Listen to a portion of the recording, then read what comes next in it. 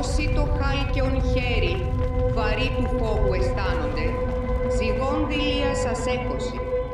Θέλει αρετήν και τόλμην η ελευθερία.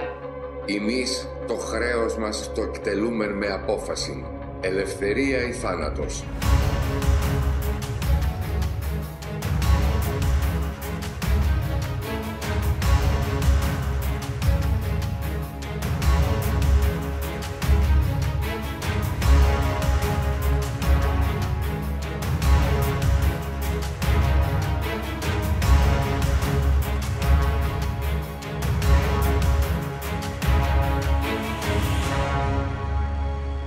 Στις 5 Αυγούστου, ημέρα Τρίτη, παραμονή της Μεταμορφώσεως, γίνεται η πιο αποφασιστική ναυμαχία.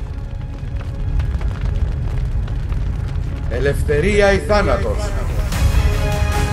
Έλληνες, ποτέ μην ξεχνάτε το χρέος σε Θεό και σε πατρίδα. Σε αυτά τα δυο σας εξορκίζω να νικήσουμε ή να πεθάνουμε κάτω από τη σημαία του Χριστού.